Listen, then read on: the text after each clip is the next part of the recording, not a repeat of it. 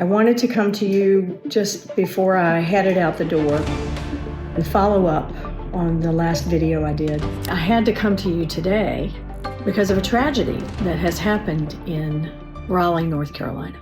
Something similar happened in Charlotte. I have not done a lot of research on this. I do know these incidents in fact happened. I talked about the hanging, and what I did not include in that one that I need to include now is that there have been many such incidences in Mississippi.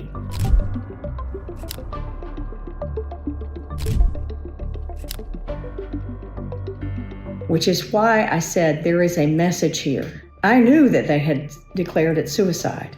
I did not know that they had video footage of the young man with the electrical cord in his hand. I have no idea what compelled him to do what he did in the middle of a public space, hanging himself by a tree. But I don't need to know that this was a human being in trouble, to know that this was a human being trying to send us a message, and that he intended for it to be public.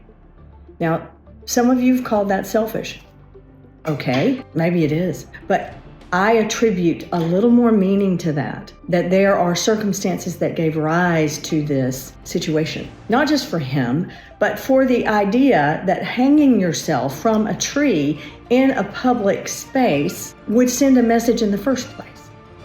That's what I'm wanting you to understand. It's not enough to dismiss it just because you're uncomfortable or to defend law enforcement. I'm not attacking law enforcement. I'm not attacking public officials. I'm not attacking the young man himself. Certainly not attacking his family. Not attacking the people who viewed it. I feel compassion for all of those entities. What I am suggesting is that we've got a poison in our society, and that poison is that we're not listening and we're not interrupting when people are talking hate speech, joking at oppressed people's expense.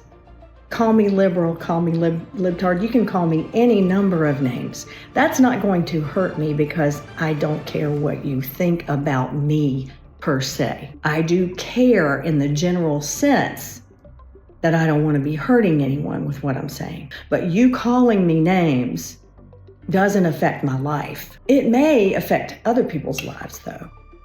And it certainly affects yours. The question I would have then is, what makes you feel good about calling names? What is that about? Was that done to you? Do you think that's effective?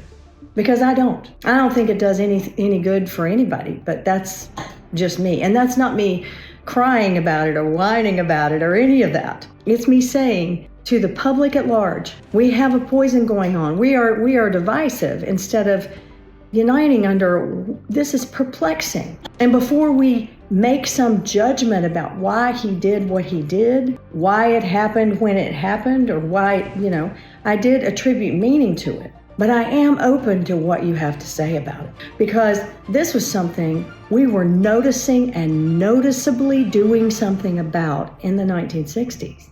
And honestly, that was before my time in terms of doing anything about anything, except, probably interrupting my parents' lives a little bit, a lot. So the point that I'm making is, and I want you to get this point, those of you who are confused, for a young woman to hang herself in Charlotte in front of a church, for a young man to hang himself in a public place, and for a certain age group, we know that suicide can cause an epidemic. So I'm wanting to interrupt that as well. We also know in Mississippi, there are groups of people making a point by hanging black men. We know that. The similarity here is these are folks who are using a dramatic way to end their lives, selfish or not. I mean, I couldn't believe that comment, really, in a way that sends a message to us, and I think we need to pay attention to the message. This has been Behind the Curtain IMO. I'm Betsy Jordan.